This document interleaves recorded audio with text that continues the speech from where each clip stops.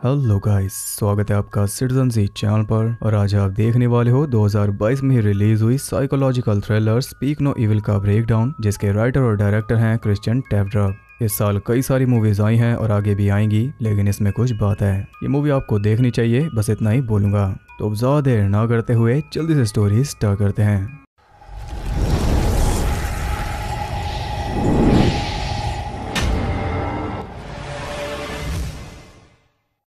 Movie के start में हम देखते हैं एक कार को, जिसमें से एक कपल निकला और उसमें एक बच्ची भी बैठी है। यह है ड्रामेटिक इंट्रो, जिसका मतलब आप एंड में जाकर समझोगे। इसके बाद हम देखते हैं एक डैनिश फैमिली को जो कि आए हैं वेकेशन पर। इसमें है ब्यॉन, उसकी वाइफ लुइस और बेटी एग्नेस। वो अपना चिल कर रहे थे, तब उनके पास आता है एक आदमी उनके पास रखी चेयर लेने। हालांकि वो एग्नेस की थी, फिर भी ब्यॉन ने दे दी क्योंकि उस आदमी ने प्यार से पूछा। चेयर को वो ले जाता है अपनी फैमिली के पास, जिसमें है उसकी वाइफ और एक बेटा। रात को सब एक साथ डिनर कर रहे थे, तब भी वो आदमी सबको थैंक्स बोलता है और यहाँ तो कंफर्म हो गया कि वो बहुत ज्यादा नाइस पर्सन है। इसका नाम है पैट्रिक और ये एक डॉक्टर है। इसके बाद म्यूजिक शो चल रहा था, तो ब्यॉन गाना सुनते सुनते रोने लगा और तब पैट्रिक ही उसे चीयर अप करता है। रात को सब सो चुके थे, लेकिन ब्यॉन को नींद नहीं आ रही थी, इसलिए वो बालकनी में जाता है और जाते ही वो हैरान था क्योंकि नीचे खड़ा था पैट्रिक और वो उसे ही देख रहा था। खैर पलक झपकाते ही वो चला जाता है। अगले दिन ये फैमिली घूम रही थी और घूमते हुए एग्नेस का टॉय रैबिट निनुस खो गया। ब्यॉन उसे ढूंढने जाता है और थोड़ा ढूंढने पर वो मिल भी गया। वापस आने पर वो देखता है कि उसकी फैमिली बात कर रही थी पैट्रिक की फैमिली से। या उनका इंट्रोडक्शन होता है, जिसमें हम देख पाते हैं पैट्रिक की वाइफ कैरन और उसके बेटे एबल को, जो भी कुछ बोल नहीं रहा। वो एकदम साइलेंट है और बच्चे के हिसाब से ऐसा लग ही नहीं रहा कि वो वेकेशन पर है। अब क्योंकि इतनी मेहनत से ब्यॉन निनस को ढूंढ कर लाया, इसलिए पैट्रिक उसकी तारीफ कर रहा था। उनकी बातचीत काफी अच्छी रही, इसलिए दोनों फैमिलीज ने एक साथ लंच किया। ब्यॉन की फैमिली है डैनिश और पैट्रिक की है डच। दोनों एक दूसरे को समझ पा रहे हैं इंग्लिश के माध्यम से। कैरन लुइस को इनवाइट करती है अपने घर पर, जो कि है पोलैंड में। तभी खाना आ जाता है और हमें पता चलता है कि लुइस वैसे तो वेजिटेरियन है, बस फिश खाती है, और ये सुनकर पैट्रिक ने उसकी पूरी तारीफ की। यहाँ एग्नेस भी खुश थी, लेकिन एबल कुछ अजीब ही तरीके से नूडल्स खा रहा था। खैर एक अच्छी खासी वेकेशन के बाद दोनों फैमिलीज अपने अपने घर चली गई। अचानक एक दिन ब्यॉन को पैट्रिक का मेल आता है, जिसमें दोनों फैमिलीज की एक साथ फोटो थी और उसके पीछे था इनविटेशन। पैट्रिक ने इन्हें बुलाया है अपने घर रहने के लिए। ये पढ़कर दोनों बड़े खुश थे क्योंकि इतने अच्छे लोग आजकल नहीं मिलते। लुइस ने तो शॉपिंग भी स्टार्ट कर दी, लेकिन अभी पक्का नहीं है कि ये जाएंगे या नहीं। उनके घर गेस्ट आते हैं तो वो उन्हें भी बता देते हैं इस बारे में, और वो सलाह देते हैं कि तुम्हें जाना चाहिए जब कोई इतने प्यार से बुला रहा है। ज्यादा से ज्यादा क्या ही बुरा हो सकता है। उन दोनों ने इनके सारे डाउट्स क्लियर कर दिए और अब तो इनका पक्का मन बन गया जाने का। वीकेंड पर अपनी कार से 7 घंटे ड्राइव करके वो पहुंच गए उनके घर, जो कि एक दूर दराज इलाके में था और काफी तंग भी था। उनका अच्छे से वेलकम होता है और कैरन उनका रूम उन्हें दिखाती है, जो काफी कंजस्टेड था। साथ ही उन्होंने एग्नेस के लिए भी बेड बनाया था, एबल के रूम में जमीन पर गद्दा डालकर। ये लुइस और एग्नेस दोनों को ही अजीब लगा, क्योंकि मेहमानों को अपने से नीचे नहीं सुलाते, लेकिन हंसने के अलावा वो क्या करते। और एबल भी एग्नेस से कोई हाई हेलो नहीं करता, वो भी वैसा ही था। फिर रात को पैट्रिक ने वाइल्ड बोर का मीट बनाया और सबसे पहले टेस्ट कराया लुइस को, वो भी जिद करके, जबकि वो जानता है कि वेजिटेरियन है। वो भी मना नहीं कर पाई क्योंकि वो इनकी मेहमान है, उसे इनकी इज्जत रखनी होगी, और साथ में ब्यॉन को भी। उन्होंने कचरा भी ब्यॉन से फिकवाया। बाहर एक शेड था जिसके अंदर वो झांकने लगा, तभी उसके पीछे आ गया एबल। वो अपना मुंह खोलकर उसे दिखाता है कि उसकी जीभ नहीं है, इसलिए बोलता नहीं। तभी पैट्रिक ने उसे बुला लिया, इसलिए वो भाग गया। इसके बाद वो चारों बैठकर बातें कर रहे थे और एबल जोर जोर से रो रहा था, लेकिन उसके पेरेंट्स कोई ध्यान नहीं दे रहे। वो बताते हैं कि एबल बिना जीभ के पैदा हुआ था, इसलिए वो कभी कभी रोता है। अब एग्नेस तो वहाँ सो नहीं पाती, इसलिए ये उसे अपने पास ले आए। हालांकि बेड छोटा था, लेकिन अब तो ऐसे ही फंस कर सोना होगा। अगले दिन वो सब घूमने जाते हैं तो एग्नेस झूले पर जाकर बैठी थी स्लाइड करने के लिए, लेकिन कर नहीं पा रही क्योंकि नीचे बैठा था एबल और वो हट नहीं रहा। लुइस भी उससे रिक्वेस्ट करती है, लेकिन वो तब भी नहीं हटता। तब लुइस जाकर बताती है पैट्रिक को, और वो जाकर बहुत बुरी तरह एबल को डांटता है और उससे माफी भी मंगवाता है। ये सब लुइस को पसंद नहीं आया और ना ही मुझे। वापस घर आकर वो ब्यॉन को कहते हैं कि मुझे यहाँ ठीक नहीं लग रहा। तभी कैरन आकर उन्हें इनवाइट करती है डिनर पर, जो कि करेंगे बाहर होटल में। अब लुइस को अपने ऊपर ही शर्म आने लगी क्योंकि ये लोग तो काफी नाइस हैं। रात को वो सब तैयार थे जाने के लिए, लेकिन एबल अपने नाइट सूट में था। उसे देखकर लुइस कंफ्यूज थी। तभी मुहाजिद नाम का एक आदमी वहाँ आ गया, जो कि है बेबी सिटर, क्योंकि बाहर जाएंगे सिर्फ ये चारों। बच्चे नहीं जा रहे और ये बात कैरन ने इन्हें बताई नहीं। वो एग्नेस को अकेला छोड़ना नहीं चाहते थे, लेकिन आभार दिखाने के लिए उन्हें ऐसा करना पड़ा और अकेले ही जाना पड़ा होटल में, जो कि होटल था भी नहीं। वो खाना ऑर्डर करते हैं और यहाँ थोड़ी बहस हो जाती है पैट्रिक और लुइस के बीच में, क्योंकि वो कह रही थी कि वो वेजिटेरियन है और पैट्रिक कह रहा था कि फिश खाने से भी एनवायरनमेंट को नुकसान होता है। बात इसकी ठीक है, लेकिन किसी मेहमान को डिनर पर लाकर आप उसकी चॉइस को लेकर बहस नहीं कर सकते। और ध्यान रहे कि इस बात पर इसने लुइस की तारीफ भी की थी पहले। यहाँ बियॉन टॉपिक चेंज कर देता है। इसके बाद पैट्रिक ढेर सारा खाना और वाइन ऑर्डर करता है, जिससे ये दोनों भी काफी खुश थे क्योंकि मेहमान नवाजी अच्छी हो रही है। पैट्रिक और कैरिन दोनों काफी ज्यादा ड्रंक हो चुके थे, इसलिए वो दोनों वहीं पर नाचने लगे और इसके बाद लग गए रोमांस में। पहले तो ये दोनों उन्हें देखकर हंस रहे थे और अब भी हंस रहे हैं, लेकिन अब ये हंस रहे हैं अपने ऊपर, क्योंकि दोनों ही कपल हैं लेकिन वो फ्री हैं और ये ऐसे लग रहे हैं जैसे किसी ने इन्हें रोक रखा है। ये ऑकवर्डनेस देखकर बियॉन ने लुइस को भी उठा लिया डांस के लिए, लेकिन अब भी एक फॉर्मेलिटी थी। ये एंजॉय नहीं कर रहे जबकि वो दोनों लगे पड़े थे। खैर पूरी मौज मस्ती करने के बाद अब बारी आई थी बिल देने की, जो कि पैट्रिक ने दिलवाया बियॉन से। और ये हद से ज्यादा वियर्ड है क्योंकि एक तो ये मेहमान है और ऊपर से इन्हें कैरिन ने इनवाइट किया था। यहाँ पूरी फीलिंग्स ही बदल गई। अब तक ये सोच रहे थे कि भले इतना सारा खाना मंगाया पैट्रिक ने, फिर भी हम थोड़ा ही खाएंगे रिस्पेक्ट के लिए, लेकिन अब बिल भरने के बाद एहसास हुआ है कि खाना इन दोनों का और दबा के खाया उन दोनों ने। यानी मेहमान तो वो हुए और उन्होंने इनकी कोई रिस्पेक्ट नहीं रखी। अंदर काफी कुछ चल रहा था क्योंकि ये किसी स्कैम से कम नहीं, फिर भी हंसने के अलावा वो कुछ और कर नहीं सकते। इतना ज्यादा ड्रंक होने के बावजूद भी पैट्रिक की ड्राइविंग कर रहा था और वो भी बहुत बुरी। ऊपर से उसने फुल वॉल्यूम में म्यूजिक भी चला लिया, जिसे वो कम नहीं कर रहा। बियॉन काफी रिक्वेस्ट करता है लेकिन वो नहीं सुनता। तब लुइस गुस्से से बोलती है, लेकिन उन्हें कोई फर्क नहीं पड़ता। घर पहुंचकर वो देखते हैं कि एग्नेस नीचे सो रही थी और एबेल अपने बेड पर। आज तो सारी रिस्पेक्ट उतार कर फेंक दी गई। लुइस सीधा शावर लेने जाती है, लेकिन तभी वहां कोई आ गया ब्रश करते हुए और वो था पैट्रिक। वो लुइस के एकदम पास आ गया था, फिर वापस चला गया। वो भी जल्दी से वापस पहुंच जाती है और इस बारे में वो बियॉन को कुछ भी नहीं बताती। उनके बीच रोमांस स्टार्ट हो चुका था। तभी एग्नेस कहती है कि मुझे आपके साथ सोना है, लेकिन वो बिजी थे इसलिए कोई जवाब नहीं देते और ये सब देख रहा था पैट्रिक। देर रात जब लुइस की आंखें खुलती हैं तो वो जाती है एग्नेस को चेक करने, लेकिन एग्नेस वहां थी नहीं। उसे ढूंढते हुए वो पहुंच जाती है पैट्रिक के बेडरूम में, जहां वो बिना कपड़ों के सो रहा था और वहीं पर उन्होंने लेटा रखा था एग्नेस को। लुइस जल्दी से उसे उठाकर ले आई और आते ही उसने बियॉन को बोल दिया कि मुझे घर जाना है। फटाफट सामान पैक करके वो तीनों उसी वक्त चल दिए और उन्हें जाते हुए देख रहा था एबेल। थोड़ा आगे जाने पर एग्नेस को याद आता है कि वो नीनुस को लाना भूल गई। लुइस उसे काफी समझाती है, लेकिन वो रोने लगी और बियॉन ये नहीं देख पाया, इसलिए उसने गाड़ी मोड़ ली। अब एग्नेस का रोना और बियॉन का पिघलना क्या इन्हें भारी पड़ेगा, ये तो हम आगे ही देखेंगे। लेकिन सवाल ये है कि क्या ये इतना बड़ा मैटर था कि आपको किसी के घर पर वापस जाना पड़े, और वो भी तब जब आप अंधेरे में चुपचाप उन्हें बिना बताए वहां से निकले हों। वापस पहुंचकर बियॉन इन दोनों को कार में छोड़कर अकेला अंदर चला गया और तभी एग्नेस को नीनुस भी मिल गया सीट के नीचे से। ये बताने के लिए लुइस भी अंदर पहुंच जाती है और वो देखती है कि बियॉन का सामना हो चुका था पैट्रिक से। यह मामला थोड़ा सीरियस हो गया, ये बिना बताए गए क्यों। इसका मतलब कि कोई कमी थी और वही कमी पूछ रहा था पैट्रिक। बियॉन तो कुछ ज्यादा बता नहीं पाता, लेकिन लुइस सब कुछ बोल देती है जो भी उसे गलत लगा। वेजिटेरियन होने के बावजूद इसे मीट खिलाया गया, रूम इनका छोटा सा, बेड इनका छोटा, ऊपर से इनकी बेटी को सुलाया गया नीचे, और कल रात इनका बिहेवियर। अभी तक आपको यही लग रहा होगा कि इन दोनों ने गलत किया, लेकिन अब इनकी साइड सुनो। कैरिन कहती है कि हमें याद ही नहीं था कि तुम वेजिटेरियन हो, और अगर तुम्हें मीट नहीं खाना था तो तुम बोल सकती थी, जो कि सही बात है। शर्म के मारे इसने बोला नहीं। रही बात छोटे रूम और छोटे बेड की, तो आप खुद ही देख सकते हो कि इनका घर बहुत टाइट है। ये चाहकर भी बड़ा रूम ऑफर नहीं कर सकते, जो इनसे बेस्ट हो पाया इन्होंने किया। बात रही एग्नेस को नीचे सुलाने की, तो वो इनका मोटिव नहीं था। इनका मोटिव था दोनों बच्चों को साथ में रखने का, ताकि एबल भी थोड़ा घुल मिल जाए। दो बेड थे नहीं, इसलिए गद्दा डाला गया। और रही बात कल रात के बिहेवियर की, तो जैसा कि आप जानते हो कल रात ये दोनों काफी ड्रंक थे। इन्हें पता ही नहीं था कि ये कर क्या रहे थे। अब ये सारी बातें सुनकर तो यही लगता है कि इनके इरादे गलत नहीं थे, बल्कि इन्होंने तो अपना बेस्ट ट्राई किया इनकी सेवा में। बस इनका रहन सहन थोड़ा अलग है, और इस टाइम बुरे लग रहे हैं ये दोनों, जो किसी के घर पर आकर उनकी कमियां निकाल रहे हैं। पासा बहुत जल्दी पलट गया। तब लुइस कहती है कि तुमने एग्नेस को अपने रूम में क्यों सुलाया। जवाब में पैट्रिक कहता है कि जब वो रो रही थी तब तुम कहाँ थे, ऐसा क्या कर रहे थे जो उसका ख्याल तुम्हें नहीं आया। तो यहाँ पूरी तरह दोनों साइड्स बराबर हो गई। ना तो इनका कोई दोष है, ना ही उनका। ये बस कुछ गलत फहमियां हैं, जिन्हें दूर करने के लिए पैट्रिक उन्हें एक और दिन रुकने के लिए कहता है, और वो भी रुक जाते हैं क्योंकि उन्हें भी बुरा लग रहा था। कैरिन और लुइस गार्डन के काम में लग गए थे, और कैरिन के हाथ में एक सीजर थी, जिससे कुछ कट ही नहीं रहा। पैट्रिक और बियॉन गए थे शॉपिंग के लिए, और आते टाइम वो रास्ते में रुककर पीने लगे। तब बियॉन को समझ आता है कि पैट्रिक बुरा इंसान नहीं है, वो बस कुछ ज्यादा ही ओपन है। बियॉन अपने दिल की सारी बात उसे बता देता है कि मैं 24 घंटे स्माइल करके पक गया।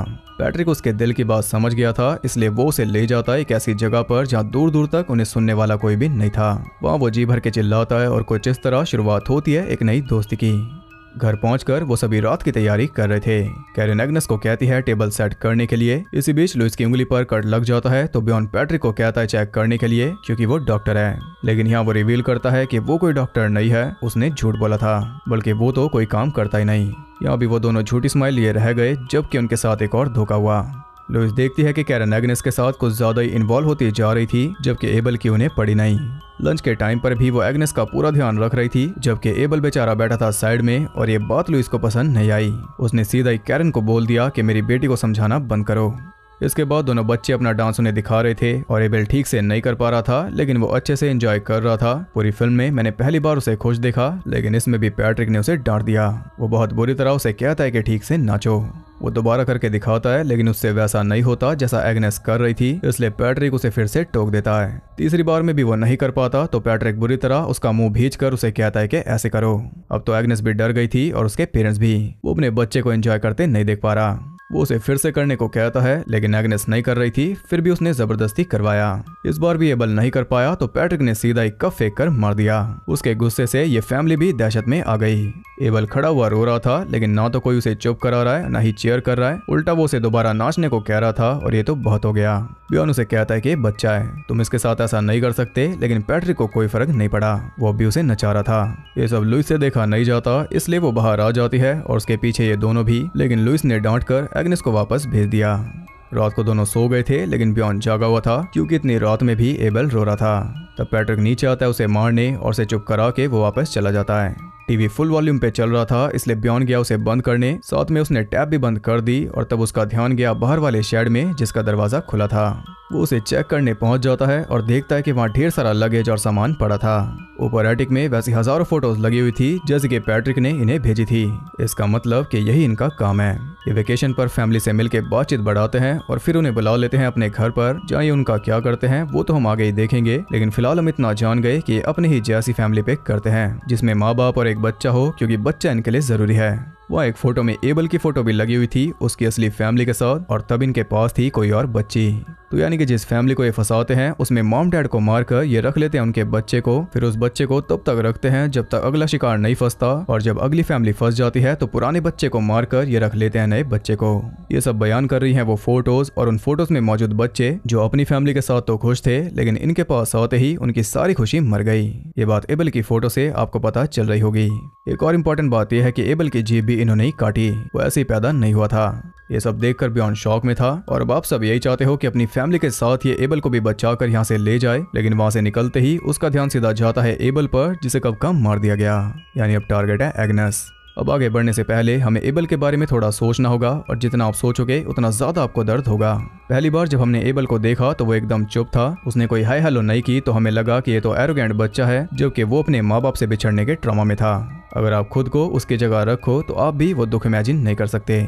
फिर हमने उसे देखा चाकू से नूडल्स खाते हुए, तब तो हम समझे नहीं थे लेकिन अब समझ गए।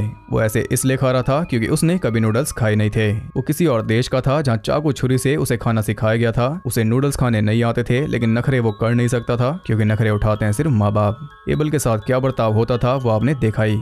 फिर हमने एबल को देखा जब उसने बियॉन को चुपचाप चोरी से आकर अपनी कटी हुई जीभ दिखाई। इतनी सी एज में वो इस फैमिली को बचा रहा था, लेकिन वो नहीं समझे, उल्टा वो फंस गया। उसमें इतनी समझ नहीं थी इसलिए वो पकड़ा गया। पैट्रिक ने उसे देख लिया इसलिए उसे बहुत मारा, तभी वो रात में रो रहा था। जब हमने उसे रोते हुए सुना तो हमें लगा कि ये तो बहुत प्रॉब्लमेटिक बच्चा है, जबकि मार खाने के बाद वो याद कर रहा था अपने माँ बाप को जो कभी उसे प्यार दिखाते होंगे। यहाँ तो उसे कोई प्यार नहीं मिला। फिर हमने उसे देखा झूले पर बैठे हुए, और हमने उसे बदतमीज समझा क्योंकि लुइस के बोलने के बाद भी वो नहीं हटा, जबकि वो उसकी बात समझा ही नहीं था क्योंकि उसे इंग्लिश आती नहीं थी। वो तो क्लूलेस था। और सबसे ज्यादा दिल तब टूटता है जब हमें एहसास होता है कि उस सुबह जब वो उन्हें जाते हुए देख रहा था, तब वो जाते हुए देख रहा था अपनी आखिरी उम्मीद को। इसके बाद हमने देखा कि उसके साथ क्या बर्ताव होता था। वो पैट्रिक के मुताबिक नहीं नाच पाया तो पैट्रिक ने फिर से उसे मारा, इसलिए वो फिर से रात में रो रहा था। तब पैट्रिक ने उसे डुबाकर जान से मार दिया। जबकि ये पहला दिन था जब एबल खुलने लगा था, पहली बार उसे खुशी मिली थी, और वही दिन उसका आखिरी दिन कर दिया गया। अगर आप ये मूवी देखोगे तब शायद आपको इतना ख्याल नहीं आएगा, लेकिन पर्दे के पीछे जो एबल की स्टोरी थी वो आपको बतानी जरूरी थी क्योंकि उसी ने सबसे ज्यादा दिल तोड़ा।